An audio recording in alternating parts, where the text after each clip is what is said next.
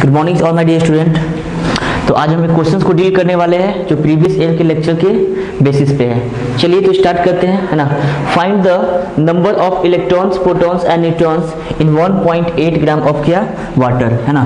तो देखिए यहाँ पे सबसे पहले हम वाटर के एक मॉलिक्यूल्स में कितना इलेक्ट्रॉन्स, प्रोटॉन्स और न्यूट्रॉन्स होता है ये हमने पिछले लेक्चर्स में सीखा, है ना।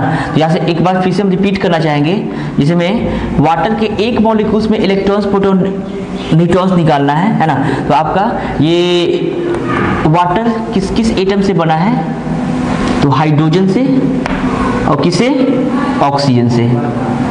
हाइड्रोजन से और किसे, ऑक्सीजन से। और हाइड्रोजन में कितना इलेक्ट्रॉन्स, कितना प्रोटॉन्स और कितना न्यूट्रॉन्स होता है वो बता चुके थे, और कैसे फाइंड आउट करते हैं वो भी हम बता चुके थे, है ना। तो इसमें इलेक्ट्रॉन्स कितना है, प्रोटॉन्स कितना है, न्यूट्रॉन कितना है। तो चलिए हाइड्रोजन का एटॉमिक नंबर 1, मास नंबर 1 8 और यहाँ पे क्या होता है 16। तो बताइए इसके अंदर, हाइड्रोजन के अंदर कितना इलेक्ट्रॉन्स, कितना प्रोटॉन्स और कितना न्यूट्रॉन होता है हम आसानी से फाइंड आउट कर सकते हैं। तो हाइड्रोजन के पास जितना एटॉमिक नंबर होता है 1 उतना ही इलेक्ट्रॉन्स, उतना ही प्रोटॉन्स, और न्यूट्रॉन से यहाँ पे कितना है 0।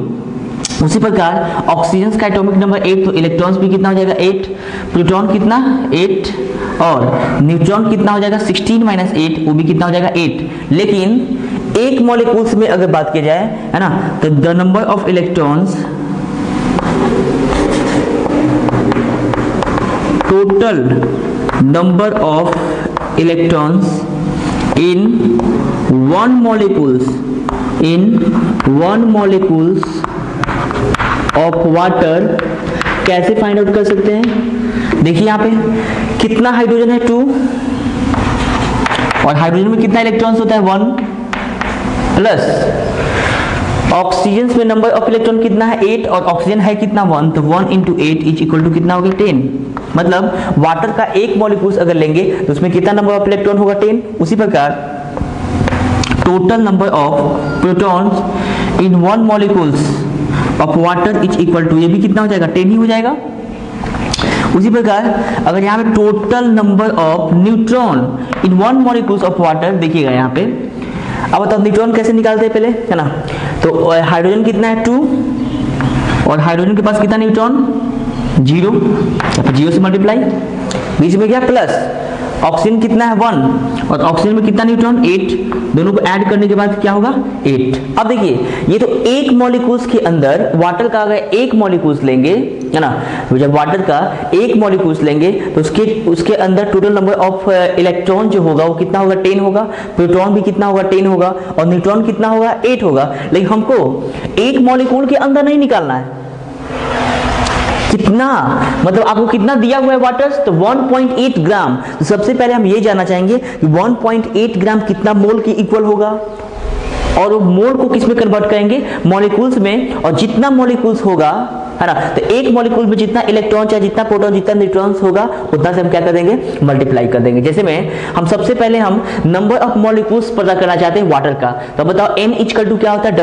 W/m। तो सबसे पहले मोल्स निकालेंगे, मोल्स फाइंड आउट करने के बाद एवोगाड्रो नंबर से मल्टीप्लाई करने के बाद क्या निकलता है आपका, नंबर ऑफ मॉलिक्यूल्स। तो यहाँ से सबसे पहले, है ना, number of moles of water, number of moles of water is equal to क्या होता है, n इक्वल टू क्या होता है, आप लोग को पढ़ा होगा W/ क्या होता है m, और W कितना है बताइए 1.8 ग्राम। तो 1.8 और डिवाइडेड बाय वाटर का मोलर मास कितना होता है 18, है ना। यहाँ से ये वैल्यू कितना आ जाएगा 1/10, तो 1/10 मोल आ गया। लेकिन हमको क्या चाहिए, मॉलिक्यूल्स। तो total number of water molecules कितना हो जाएगा बताइए, यहाँ से total number of water molecules, total number of water molecules is equal to क्या होता है बताइए, मोल इंटू एवोगाड्रो नंबर, जिसका वैल्यू होगा 1/10 इंटू एवोगाड्रो नंबर का वैल्यू कितना होता है 6.022 इंटू 10⁻23। जब ये मल्टीप्लाई करेंगे तो क्या हो जाएगा 6.022 इंटू 10⁻ कितना 22। तो हमको ये पता चला कि total number of molecules water कितना है, तो 6.022 इंटू 10⁻ कितना 22। तो अब सुनिए पहले, जब एक मॉलिक्यूल्स में 10 इलेक्ट्रॉन्स, तो इतना मॉलिक्यूल में कितना इलेक्ट्रॉन, तो इसमें 10 से मल्टीप्लाई। उसी प्रकार एक मॉलिक्यूल्स ऑफ वाटर में कितना प्रोटॉन, 10 प्रोटॉन, तो इतना मॉलिक्यूल ऑफ वाटर वाटर में कितना है, 10 से क्या कर देंगे मल्टीप्लाई। उसी प्रकार एक मॉलिक्यूल्स ऑफ वाटर में कितना आपका न्यूट्रॉन है 8, तो इतना मॉलिक्यूल्स में कितना न्यूट्रॉन होगा, तो इसमें 8 से क्या कर देंगे मल्टीप्लाई करेंगे। तो अब यहां से आसानी से निकाल सकते हैं total number of electrons present in 1.8 gram of water is equal to कितना होगा, इतना इनटू क्या होगा जितना 1 मॉलिक्यूल्स में आया। तो चलिए यहां से फाइंड आउट करते हैं।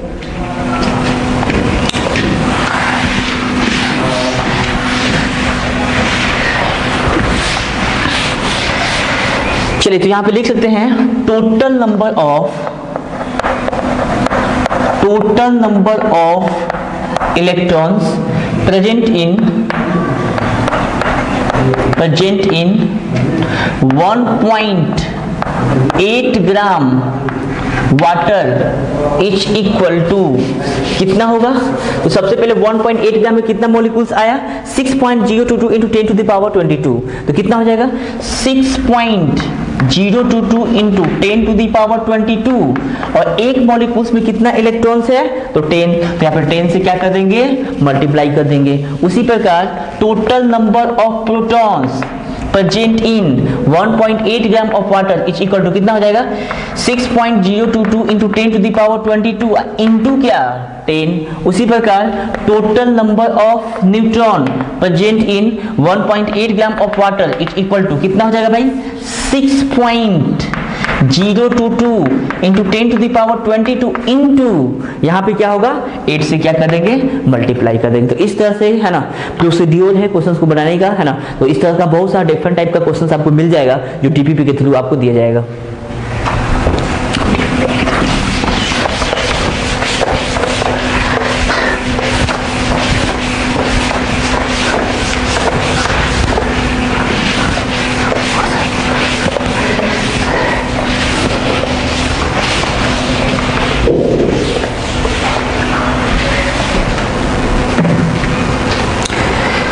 चलिए एक और हम लोग कॉन्सेप्ट पे आते हैं जो बहुत ही इंपॉर्टेंट है और नेक्स्ट चैप्टर हम लोग गैसेस स्टेट में भी पढ़ेंगे। वो है आपका क्या आइडियल गैस। आइडियल गैस, तो ये आपका आइडियल गैस क्या होता है, तो the gases which follow the equations PV equal to nRT are known as क्या आइडियल गैस। तो इसको हम डिफाइन इस तरह से कर सकते हैं the gases which follow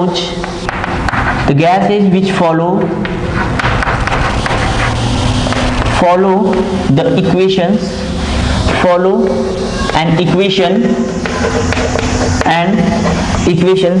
PV equal to nRT है ना are known as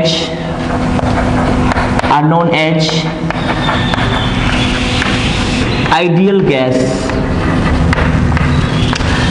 तो आइडियल गैस किसको कहेंगे, वैसा गैस जो इक्वेशंस को फॉलो करता है। किस तरह की इक्वेशंस को, PV इक्वल टू nRT को, उसी को हम लोग क्या बोलेंगे आइडियल गैस, है ना।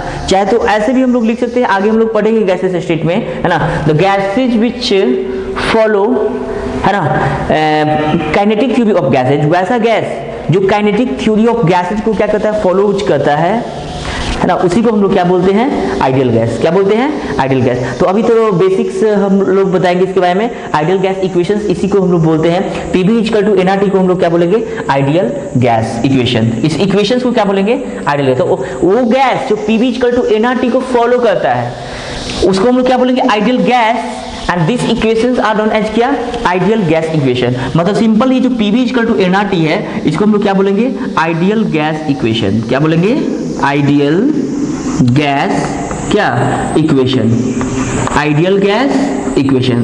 तो इस आइडियल गैस इक्वेशंस में किसको क्या बोलते हैं इसके बारे में हम बता देते हैं आप लोगों को। PV इक्वल टू आपका जो nRT है, PV इक्वल टू nRT में आपका P क्या है, P यहाँ पे है प्रेशर, याद रखिएगा इस बात को। P इक्वल टू क्या प्रेशर इन कौन सा ATM यूनिट ATM में। अब बताइए यहाँ P इक्वल टू प्रेशर है, V आपका क्या है volume of gas in litres, और N क्या है आपका, N है नंबर ऑफ मोल्स, N यहाँ पे क्या है नंबर ऑफ मोल्स, और T क्या है, टेम्परेचर्स। T आपका है टेम्परेचर इन क्या, केल्विन, टेम्परेचर इन केल्विन। और याद रखना T डिग्री सेल्सियस को केल्विन में चेंज करने के लिए 273 हम लोग क्या करते हैं, ऐड करते हैं। क्या करते हैं, ऐड करते हैं। और यहाँ पे R क्या है, R को बोलते हैं हम लोग यूनिवर्सल गैस कांस्टेंट, और डिफरेंट यूनिट में इसका डिफरेंट वैल्यू भी हम लोग पढ़ेंगे। तो यहाँ पे R क्या है, यहाँ पे R इज इक्वल टू, इसको बोलते हैं universal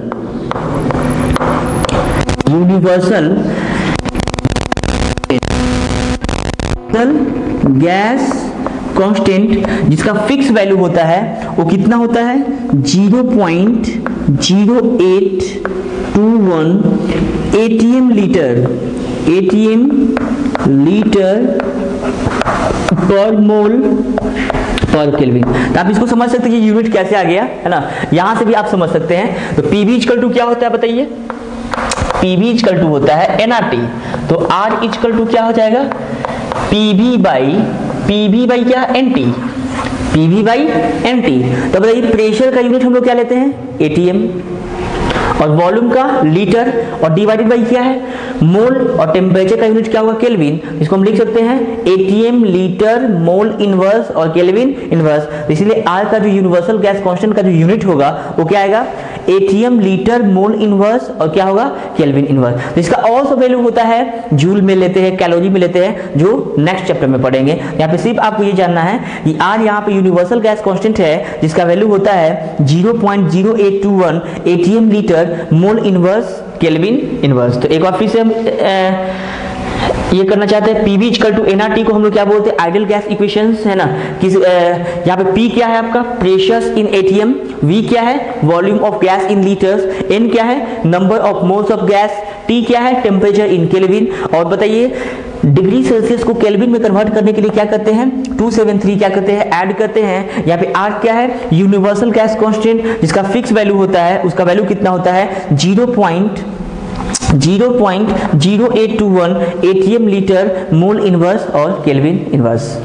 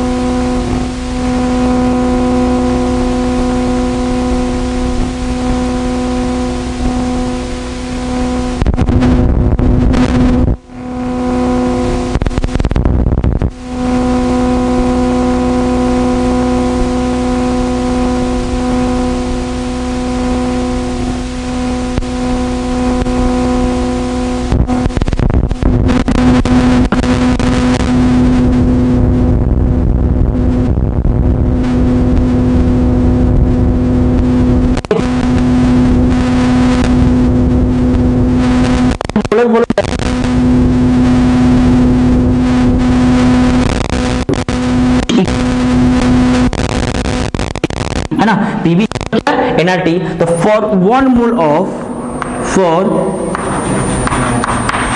mole of any gas, बताइए 1 मोल गैस के लिए आपका यहाँ पे पी का पी रहेगा, और जो वॉल्यूम होगा वो स्पेशल वॉल्यूम होगा जिसको हम लोग क्या बोलेंगे, मोलर वॉल्यूम, वो किसके इक्वल हो जाएगा, Vm के, और यहाँ पे n की जगह पे क्या पुट करेंगे 1, और R का R और T का T, यहाँ से फॉर्मूला आया Vm इज इक्वल टू क्या लिखेंगे हम लोग, RT बाई क्या P। तो याद रखिएगा Vm का जो फॉर्मूला होगा, आपका जो मोलर वॉल्यूम का जो फॉर्मूला होगा वह क्या होगा, RT बाई P, जहाँ पे R क्या है, यूनिवर्सल गैस कांस्टेंट, R क्या है, यूनिवर्सल गैस कांस्टेंट, T क्या है, टेम्परेचर, और P क्या है, प्रेशर। तो अब बताओ, जैसे आपको कहे कि NTP या STP पे आप मोलर वॉल्यूम का वैल्यू फाइंड आउट कीजिए, तो आसान है आपके लिए। तो Vm इक्वल टू जो फॉर्मूला होगा वो RT बाई क्या होगा, P, जहाँ पे Vm क्या है बताइए, Vm है आपका मोलर वॉल्यूम, R क्या है, यूनिवर्सल गैस कांस्टेंट, T क्या है, टेम्परेचर, और P क्या है, प्रेशर। तो R का वैल्यू कितना होता है बताइए, 0.0821, टेम्परेचर कितना होता है 273 केल्विन, और डिवाइडेड बाय, और प्रेशर कितना है 1, और इसका वैल्यू जब आप सॉल्व कीजिएगा, सिंप्लीफाई कीजिएगा, तो आएगा 22.4 लीटर। लीटर को मिलीलीटर में चेंज करने के लिए हम लोग क्या करते हैं, 1000 से क्या करते हैं, मल्टीप्लाई करते हैं। तो इसका जो वैल्यू आएगा वो कितना आ जाएगा, 22,400 क्या मिलीलीटर। तो यहाँ से हमको ये पता चला कि मोलर वॉल्यूम का जो वैल्यू होगा एनटीपी और एसटीपी पे वो कितना आएगा, 22.4 लीटर या 22,400 मिलीलीटर, है ना। इसका मीनिंग ये हुआ कि एनटीपी या एसटीपी पे किसी भी गैस का जब 1 मोल लेंगे तो कितना वॉल्यूम ऑक्युपाई करेगा, 22.4 लीटर, या उसी को क्या बोलेंगे, 22,400 मिलीलीटर। यहाँ से हम लोग लिख सकते हैं एट एनटीपी और एसटीपी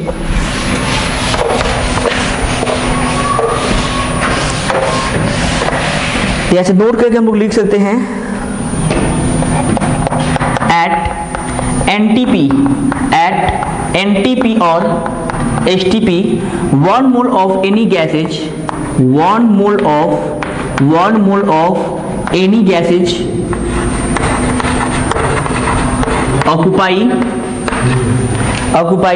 22.4 लीटर और कितना 20,400 क्या मिलीलीटर। तो उसी प्रकार एक और कंडीशन आपको देखने को मिलेगा जिसको हम लोग क्या बोलेंगे, आरटीपी। आरटीपी का मतलब क्या, रूम टेम्परेचर एंड क्या प्रेशर। चलिए उसको भी हम लोग डिस्कशन करते हैं।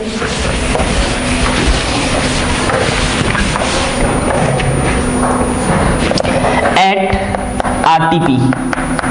RTP that means room temperature and pressures, room temperature and pressures. At room temperature and pressures, temperature कितना होता है 25 डिग्री सेल्सियस, और आपको पता है डिग्री सेल्सियस को केल्विन में कन्वर्ट करने के लिए 273 हम लोग क्या करते हैं, ऐड करते हैं। तो ऐड करने के बाद क्या होगा, 25 प्लस 273 क्या होगा केल्विन, और इसका वैल्यू कितना आ जाएगा 298 केल्विन। उसी प्रकार जो प्रेशर्स यहाँ पे लेंगे वो कितना लेंगे 1 atm। क्या लेंगे 1 atm। हम यहाँ पे भी आसानी से हम मोलर वॉल्यूम का वैल्यू फाइंड आउट कर सकते हैं, और मोलर वॉल्यूम का फॉर्मूला क्या होता है, RT/P is equal to, R का वैल्यू कितना होगा 0.0821, टेम्परेचर कितना 273 केल्विन डिवाइडेड बाय 1। जब इसका वैल्यू सॉल्व करेंगे तो आएगा 24.45 लीटर। अब जब इसको मिलीलीटर में चेंज करेंगे तो कितना आ जाएगा 24,450 मिलीलीटर। तो जिस प्रकार एनटीपी और एसटीपी पे 1 मोल जो गैस होता है वो कितना ऑक्युपाई कर रहा था 22.4 लीटर, है ना। उसी प्रकार आपका आरटी पे भी आपका 1 मोल कोई भी गैस लीजिएगा वो कितना ऑक्युपाई करेगा 24.45 लीटर या 24,450 मिलीलीटर, है ना। तो भले आपको आरटीपी याद रहे चाहे ना रहे, लेकिन एनटीपी और एसटीपी आपको याद होना चाहिए। एनटीपी एसटीपी पे आपको क्या क्या याद करना है, वहां पे एनटीपी और एसटीपी का मतलब होता है, NTP that means normal temperature and pressure, और एसटीपी का मतलब standard temperature and pressure. NTP और एसटीपी पे जो टेम्परेचर लेते हैं वो कितना है 0 डिग्री सेल्सियस, और 0 डिग्री सेल्सियस को केल्विन में कन्वर्ट करेंगे तो कितना आएगा 273 केल्विन। उसी प्रकार प्रेशर कितना लेते हैं 1 atm, और उस पे जो मोलर वॉल्यूम Vm का जो फॉर्मूला होता है वो क्या होता है RT/P। जब उस वैल्यू को हम पुट करेंगे तो वैल्यू कितना आएगा 22.4 लीटर, जो कि आपको याद करना होगा। ताकि कोई भी न्यूमेरिकल्स को सोल्व करने में आपको दिक्कत नहीं हो। ऐसे तो सोल्व कर सकते हैं, है ना, ये काफी कॉम्प्लेक्स हो जाएगा। चलिए तो अब हम लोग बात करेंगे कुछ कॉन्सेप्ट की, है ना, जिससे हम लोग थर्ड फॉर्मूला मोल का डिराइव कर सकते हैं।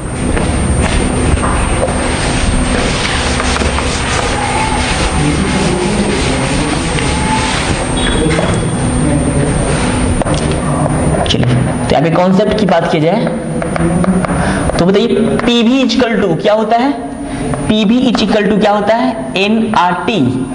पीवी इक्वल टू एनआरटी, तो यहाँ से एन इक्वल टू इसको ऐसे लिख सकते हैं, एन इक्वल टू पीवी और डिवाइडेड बाई क्या, आरटी, है ना। यहाँ से इसको और सिंप्लीफाई किया तो पी, इसको ऐसे लिख सकते हैं B divided by RT by क्या लिख सकते हैं, पी। और बताइए आरटी बाई पी को ही हम लोग क्या बोलते हैं, मोलर वॉल्यूम। क्या बोलेंगे, मोलर वॉल्यूम। तो यहाँ से इसको ऐसे लिख सकते हैं एन इच इक्वल टू ऊपर में वी और नीचे में क्या, Vm। ऐसा इसलिए कि Vm इच इक्वल टू होता है क्या, RT by P, RT by P. तो अब बताओ एक थर्ड फॉर्मूला N आया, वॉल्यूम डिवाइडेड बाई वॉल्यूम है, लेकिन ऊपर वाला क्या है, वो जो वॉल्यूम दिया हुआ है, लीटर वॉल्यूम दिया हुआ है, और नीचे क्या है आपका, मोलर वॉल्यूम। मोलर वॉल्यूम तो आप समझ ही रहे हैं, एक मोल वॉल्यूम, एक मोल गैस जितना वॉल्यूम ऑक्युपाई करता है उसी को हम लोग क्या बोलेंगे, मोलर वॉल्यूम। ऐसे तीन फॉर्मूला आपको मिला।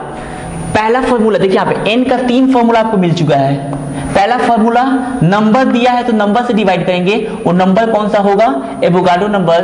दूसरा फॉर्मूला है मास दिया है तो मास से डिवाइड करेंगे, वो मास कौन सा होगा, मोलर मास। अगर वॉल्यूम क्वेश्चंस में दिया है तो वॉल्यूम से डिवाइड करेंगे, वो वॉल्यूम कौन सा होगा, मोलर वॉल्यूम। तो तीन फॉर्मूला आपको डिराइव हो चुका है n का। सबसे पहला फॉर्मूला बताओ क्या था, नंबर दिया है तो नंबर से डिवाइड करेंगे, वो नंबर कौन सा होगा, एवोगाड्रो नंबर, है ना। मास दिया है तो मास से डिवाइड करेंगे, वो मास कौन सा होगा, मोलर मास। और वॉल्यूम दिया है तो वॉल्यूम से डिवाइड करेंगे, वो वॉल्यूम कौन सा होगा, मोलर वॉल्यूम। और आपको ये दिया है एनटीपी या एसटीपी कंडीशन कहें तो एनटीपी और एसटीपी कंडीशंस में आपका जो वॉल्यूम लेंगे ओके कितना लेंगे, 22.4 लीटर या 22,400 क्या मिलीलीटर। चलिए इसको हम लोग और लिख सकते हैं, जैसे क्वेश्चंस में एट एनटीपी और एसटीपी की बात की जाए, एट एनटीपी और एसटीपी की बात की जाए तो जो एन का जो फॉर्मूला होगा, अगर वॉल्यूम क्वेश्चंस में लीटर में दिया है तो आपको कितना से डिवाइड करना होगा, 22.4 लीटर से, है ना। लेकिन क्वेश्चंस में अगर वॉल्यूम मिलीलीटर में अगर दिया तो आपको कितना से डिवाइड करना होगा, 22,400 क्या मिलीलीटर से। चलिए अगर एनटीपी और एसटीपी कंडीशंस अप्लाइड है क्वेश्चंस में और क्वेश्चंस में वॉल्यूम दिया है किसमें, लीटर में, तो आपको किससे डिवाइड करना होगा, 22.4 लीटर से, है ना। लेकिन क्वेश्चंस में वॉल्यूम अगर मिलीलीटर में होगा तब उस केस में कितना से डिवाइड करना होगा, 22,400 मिलीलीटर से। उसी प्रकार एनटीपी और एसटीपी के अलावा आपका क्या हो सकता है, आरटीपी पे भी हो सकता है। तो आरटीपी पे हम लोग क्या लिख सकते हैं, at RTP, at RTP that means room temperature and pressures. तो एन का वैल्यू कैसे निकालेंगे, अगर क्वेश्चंस वॉल्यूम अगर किस में दिया है, लीटर में, तो इस केस में कितना, 24.45 से डिवाइड करेंगे। अगर क्वेश्चंस में वॉल्यूम किस में दिया है, मिलीलीटर में, तो कितना से डिवाइड करना होगा, 24,450 मिलीलीटर से डिवाइड करना होगा। चलिए भाई, तो अब यहाँ पे हमको ये भी एक और कॉन्सेप्ट हमको जानने की जरूरत है, जो आपका मोलर वॉल्यूम का जो वैल्यू होता है वो क्या होता है, इसका फॉर्मूला क्या होता है, RT बाई पी। तो R का वैल्यू हमेशा क्या होता है, कांस्टेंट होता है। तो ये क्या है, टेम्परेचर, और ये क्या है, प्रेशर। तो याद रखिएगा किसी भी गैस का जो मोलर वॉल्यूम होता है वो किसका फंक्शन होगा, टेम्परेचर और प्रेशर का। मतलब किस पे डिपेंड करेगा, टेम्परेचर और प्रेशर पे। यदि टेम्परेचर और प्रेशर को फिक्स कर दिया जाए तो उसी को हम लोग क्या बोलेंगे, है ना। तो उस केस में आपका मोलर वॉल्यूम भी क्या हो जाएगा, फिक्स हो जाएगा, है ना। अगर एनटीपी और एसटीपी कहने का मतलब है कि एनटीपी और एसटीपी में टेम्परेचर और प्रेशर क्या है, फिक्स है, तो वहां पे मोलर वॉल्यूम का भी वैल्यू क्या होता है, फिक्स होता है। यही कारण है कि एनटीपी और आरटीपी पे आपका जो मोलर वॉल्यूम का जो वैल्यू होता है वो क्या होता है, फिक्स होता है। हमेशा आप Vn का वैल्यू 22.4 नहीं ले सकते हैं, वो कब है, कब लेना है, जब एनटीपी होगा। 24.45 नहीं ले सकते, कब ले सकते हैं, जब वो आरटीपी अप्लाई करेगा, है ना। तो हमेशा फिक्स वैल्यू नहीं ले सकते हैं, है ना।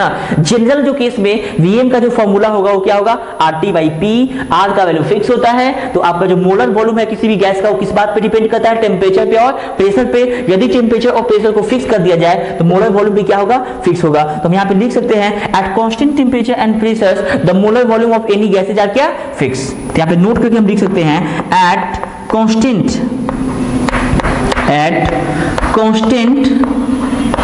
temperature and pressure, at constant temperature and pressures, the molar volume Vm of any gas will becomes क्या फिक्स्ड, क्या हो जाएगा फिक्स्ड होगा। तो किसी भी गैस का जो मोलर वॉल्यूम होगा वो क्या होगा फिक्स होगा, क्योंकि ये किसका फंक्शन है टेम्परेचर और प्रेशर का।